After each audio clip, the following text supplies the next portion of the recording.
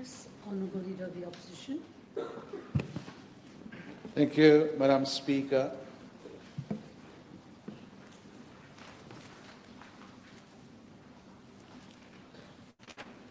Madame Speaker,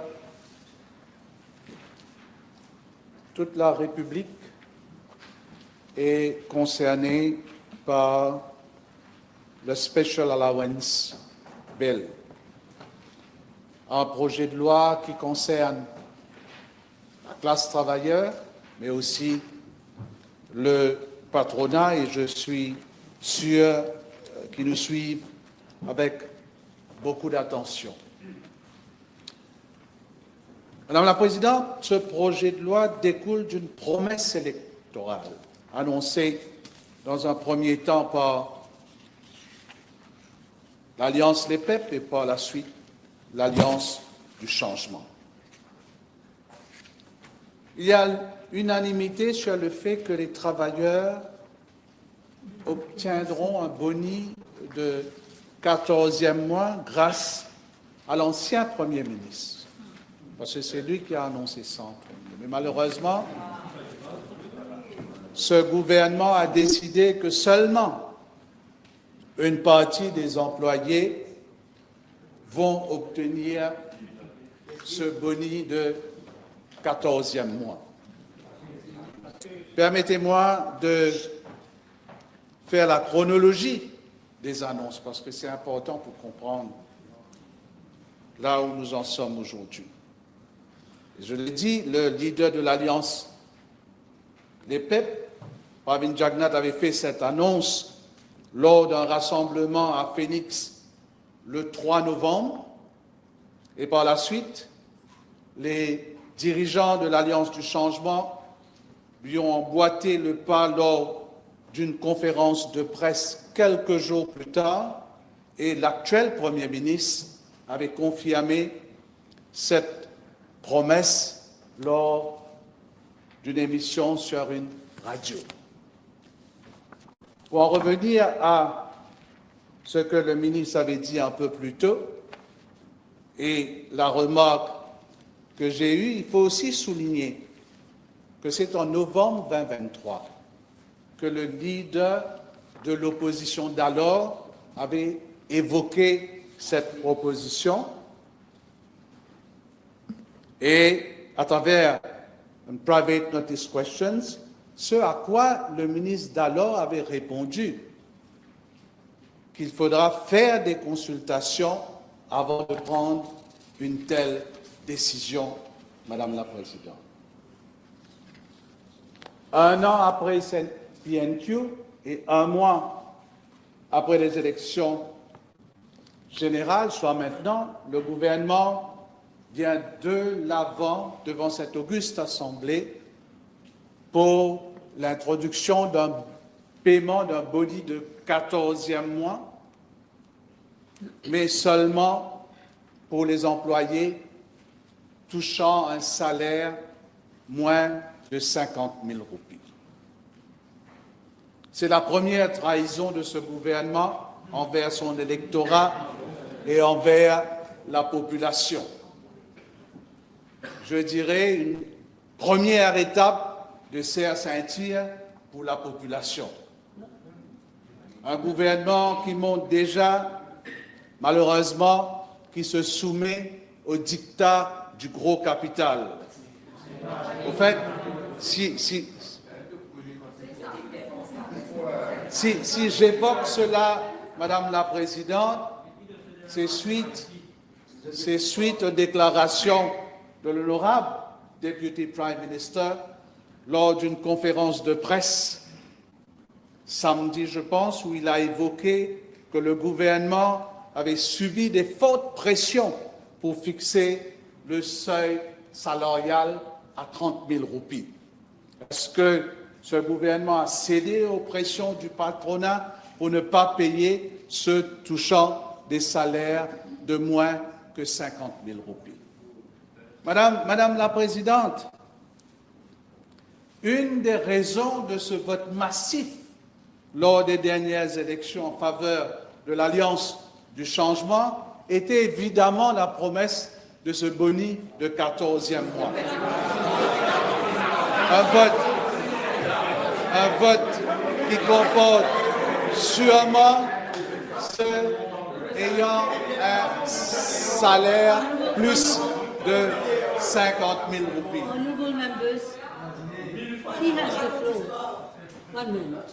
He has the floor. Let's respect, please. Remember, rights, respect, responsibility. Please, you have the floor.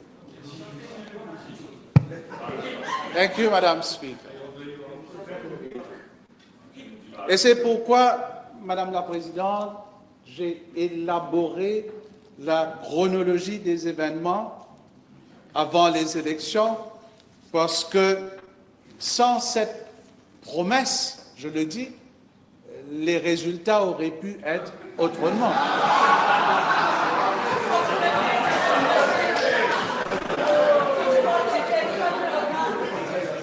What was clear, Madam Speaker, to both? What was clear, Madam Speaker, to both the outgoing government and the incoming one, as well as the PEP at Birab, was that the 14-month bonus pledge, far from being a political gimmick or a hot air promise, had become a critical vote winner and a necessity in the minds of voters to alleviate the cost of living crisis and restore some of their purchasing power before the end of this year. It was seen, Madam Speaker, by both alliances as vital to restore a feel-good factor among the Mauritian people before the start of the new year. The outgoing government made it clear that they had the capacity to pay and to honor that pledge. That's where comes the motto, parole donnée, parole sacrée. Similarly, the actual Prime Minister, Dr. Navin Ramgoolam, in a press conference on November 5th, as the leader of the Alliance, the leader of Alliance du Changement, made the following statement, and I quote, "Nous garde nos paroles, ce qui nous peut dire, nous peut faire. L'Alliance du Changement prend l'engagement que le paiement du 14e mois sera bel et bien effectué en cas de victoire."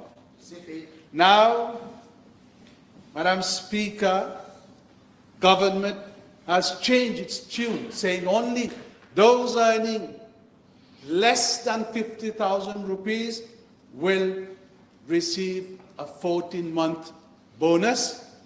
Pour moi, c'est une promesse à demi tenue, Madame la Présidente.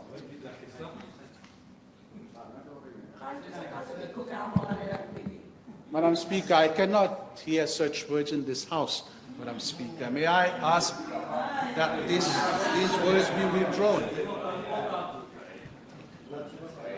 I don't think we should make remarks on an honourable member. Be very careful on comments, please. Be very careful. Please carry on, Honourable Leader of the Opposition. Thank you, Madam Speaker. But also, don't invite. I'm not inviting, Madam Speaker. Well, I'm stating facts. Let them have their way when they will take the floor. I will sit down and listen to what they have to say. Le débat que nous tenons aujourd'hui, Madame la Présidente, doit prendre en considération la publication d'un rapport sur l'état de l'économie, selon la version du gouvernement actuel. And I'll get back to the report on the state of the economy later. Now, the new government has been saying in their defense, Madam Speaker, that they did not know that the outgoing government had left the country in such an economic mess, thereby impairing their ability to honor the 14-month pledge. Now, let me remind the House, Madam Speaker, when as late as June 2024, Mr. Ramasitanen, the new governor of the Bank of Mauritius, stated the following about the state of the Mauritian economy in an interview he had given in Mauritius Times. And I quote, "The economy is already in dire straits if we consider the true figures of GDP, budget deficit, public debt, export of services and foreign exchange reserves, and the money illusion effect. These key macro indicators are being cynically doctored to hide the reality." End of quote. Now, if he is to be believed, one can only assume, Madam Speaker, that the leaders of Alliance du Changement were being reckless in making that promise to pay the 14-month bonus in full knowledge of their capacity to pay, thus prepared to sacrificing the trust of voters at the altar of political expediency, Madam Speaker. Indeed, I know many, if not all of them on the other side of the House, will revere on the resounding victory of the Alliance during the recent general elections. We have to accept the decision of the population as we have in the past. People voted for a change, and so be it. After 1 month, I'm much tempted to ask, where is the change? But I will come to that much later, Madam Speaker. Madame la Présidente, la chronologie des événements.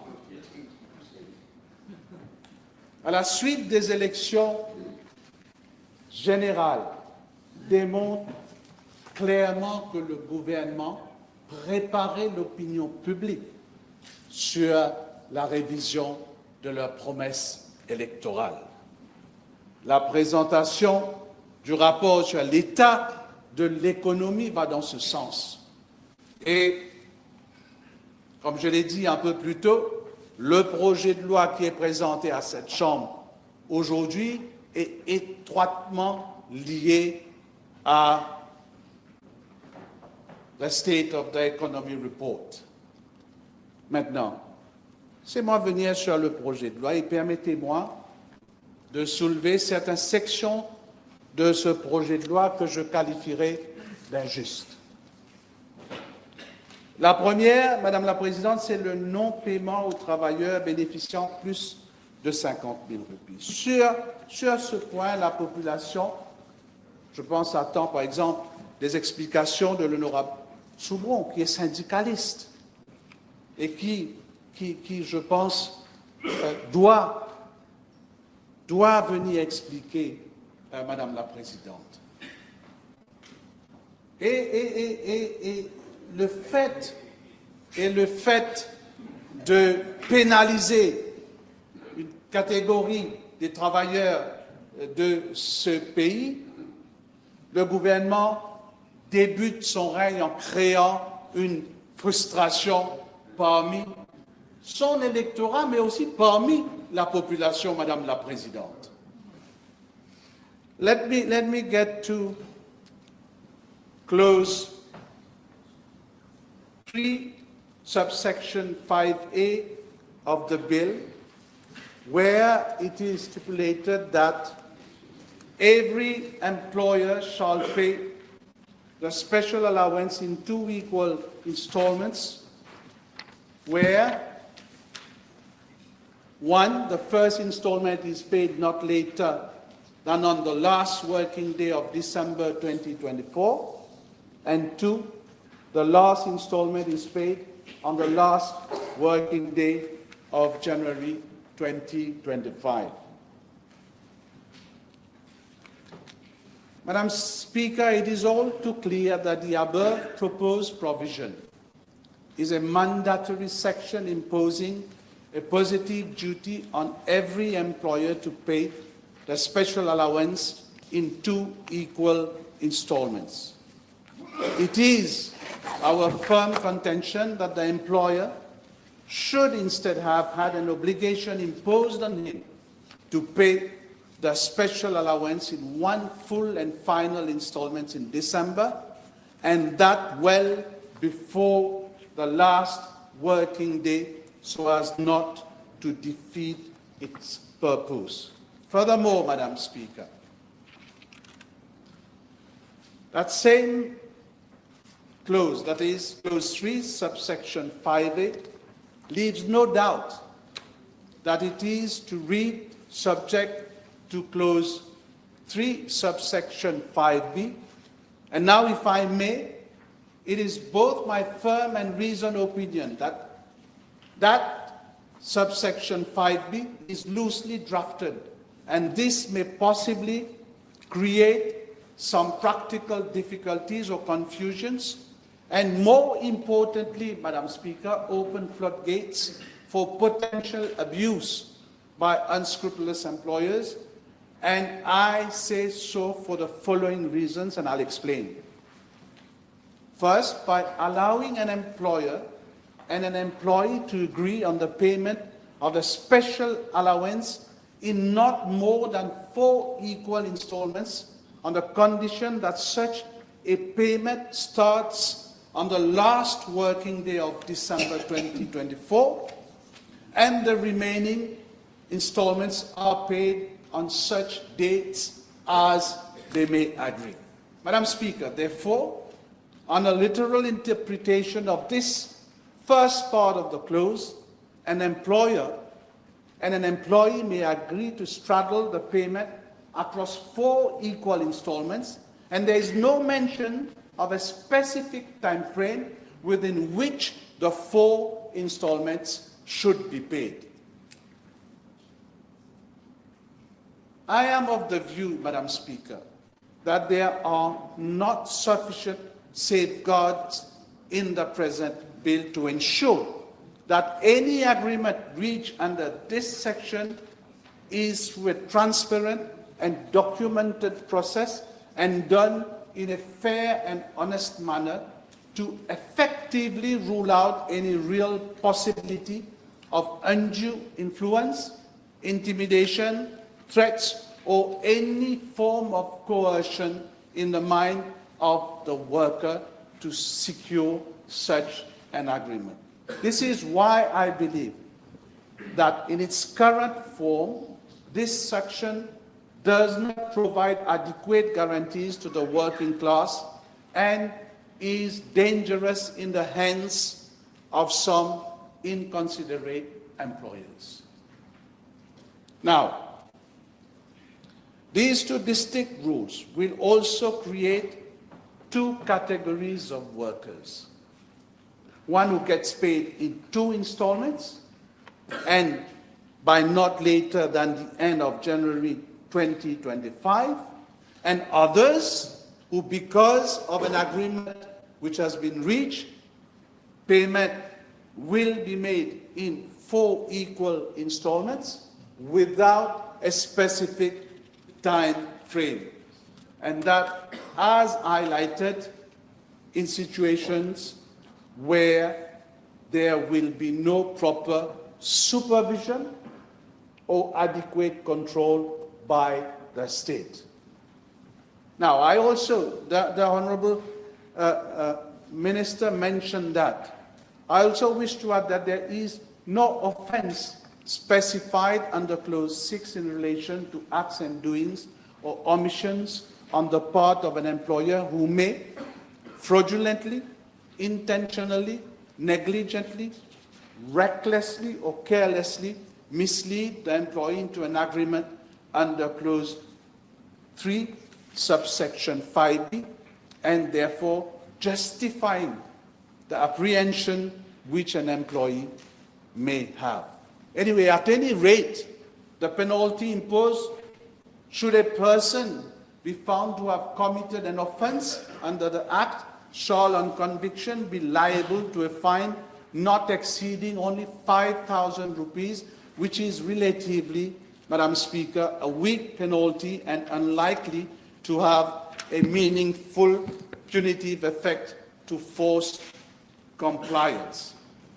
Now, the last part of clause 3 subsection 5b is to the effect that where there is no agreement, payment will be effected at the end of each successive month following the month of December.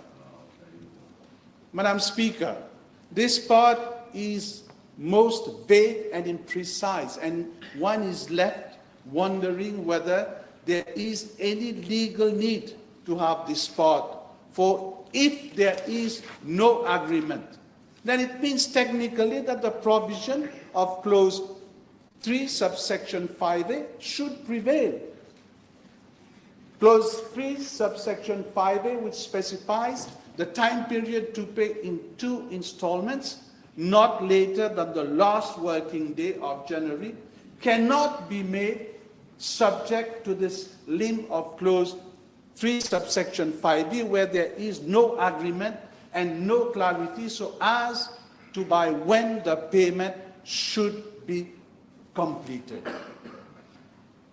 Having this second part in the bill, Madam Speaker, cannot be reconciled with clause 3 subsection 5a, which becomes of no purpose, and in the light of the foregoing arguments, I propose that this be removed completely to avoid any confusion, that is, where no agreement is reached, as it is not in order, Madam Speaker. Now, let me comment on the report of the state of the economy, which has been widely commented since it has been tabled in this House. But before, I would like to refer the House to the IMF report, where it is stated, and I quote, "The 2024 Article 4 consultation discusses that Mauritius has rebounded strongly from the pandemic on the back of a buoyant tourism, social housing construction, and financial services. The outlook for growth remains favorable. Headline inflation is projected to ease further, and public debt is projected to continue moderating over the medium term." End of quote. Another report, Madam Speaker, the second one from OECD, which dates back to the 4th of December, and only 2 weeks ago, and I quote, "Mauritius' economy continues to grow strongly, supported by strong momentum in tourism and investment. Tourist arrivals in 2024 are on track to surpass the record set in 2018. Cela m'amène à poser des questions, Madame la Présidente. Et je pense que pas mal de gens se posent les mêmes questions. Qui sont ceux qui ont travaillé sur les chiffres avancés dans le rapport sur l'état de l'économie? Est-ce que ce sont les mêmes personnes qui ont préparé les différents rapports sous l'ancien gouvernement? Do we know who wrote it? How was it done? And which methodology was used? In fact, Madam Speaker, I believe that the figures were revised just to show negativity and scare the population. They say that it is Statistics Mauritius who has revised these figures. The same Statistics Mauritius who quarter after quarter, and the latest one being in September, had predicted a growth of 6.5% for this year and confirmed the growth rate of 7% for last year. Are you now telling us that the same team at Statistics Mauritius have suddenly decided that the previous regime had manipulated figures and they now have decided to revise the GDP figures downwards?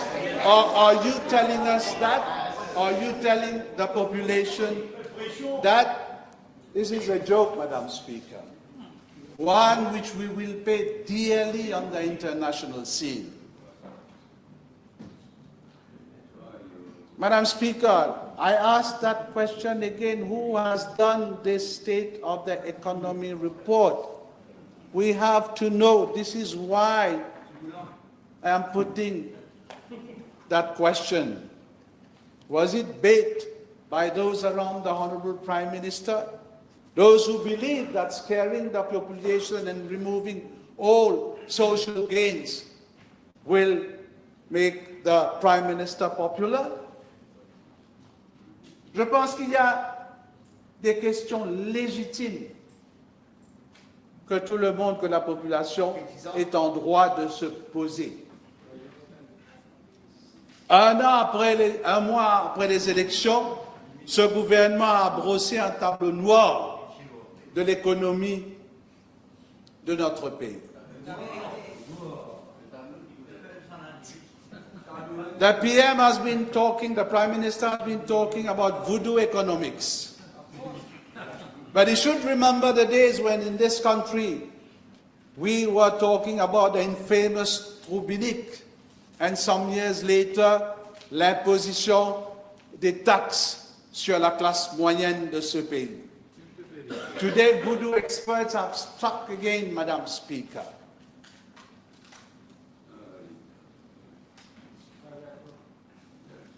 The voodoo experts have this time deliberately downsized the contribution, and that is true, of GBCS to our economy. The figures have been almost halved. From 84.5 billion rupees, it has been reduced to 40 billion rupees. That is my question. Why that treatment to GBCS companies, Madam Speaker? And that has resulted in the estimated growth for 2023 and 2024 being reduced respectively from 7% to 5.6% and 6.5% to 5.1%. Similarly, public sector debt figures have been revised upwards. This might have pleased certain egos, Madam Speaker, but the damage of the voodoo document cooked avec des mauvaises intentions will have far-reaching implications, Madam Speaker.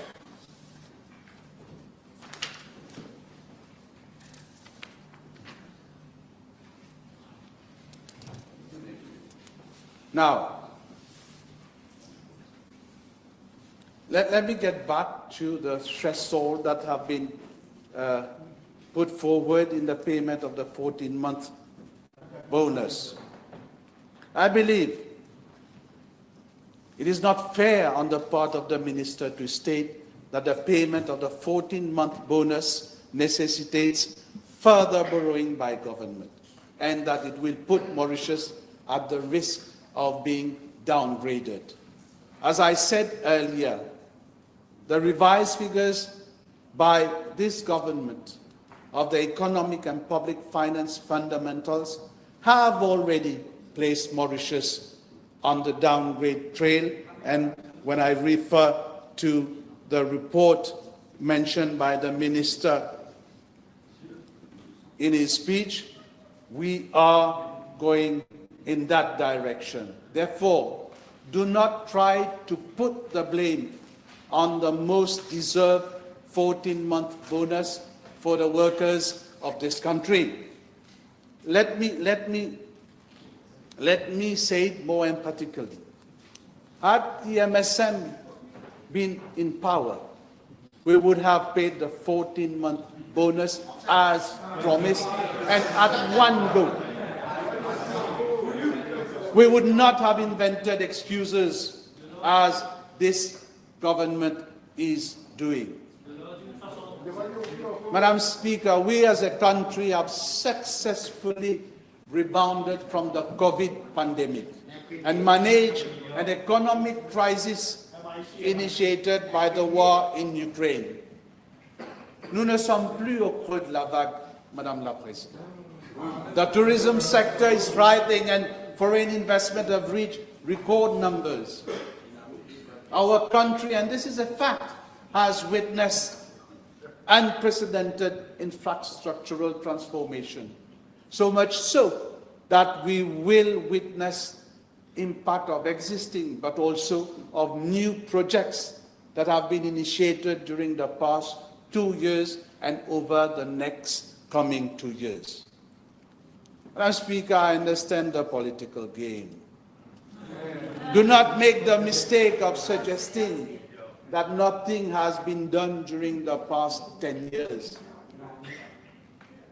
The country has taken a giant leap over the past decade.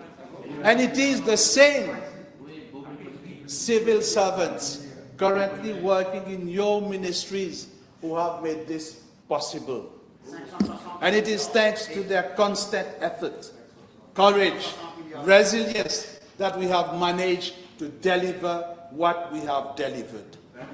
You want to bring disrepute to the previous regime? Fair enough, Honorable Bhagwan.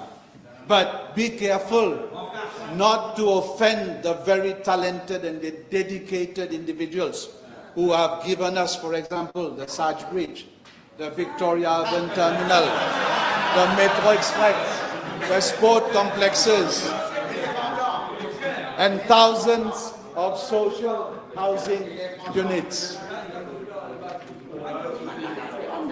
Le gouvernement, Madame la Présidente, doit respecter... Come back to the bill, please. Yeah, I'll get back to the bill, Madam Speaker.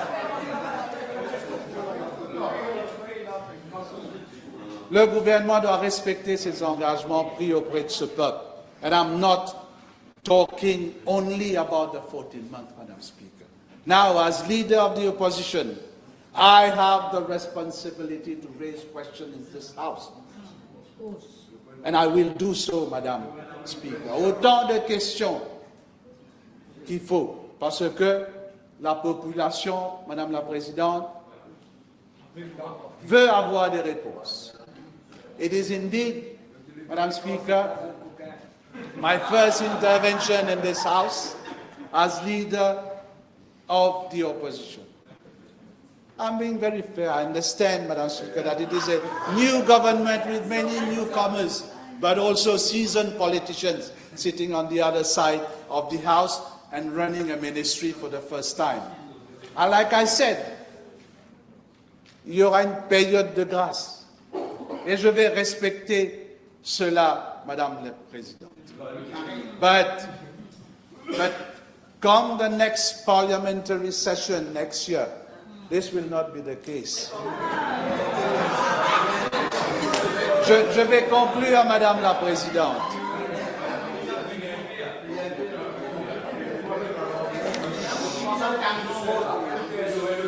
Nous avons, Madame la Présidente, je vais terminer, nous avons un nouveau gouvernement qui, à travers son manifeste électoral, a présenté ses intentions. Mais il y aura sûrement un programme gouvernemental. Certes, ce qui est vrai, vous avez gagné avec une large majorité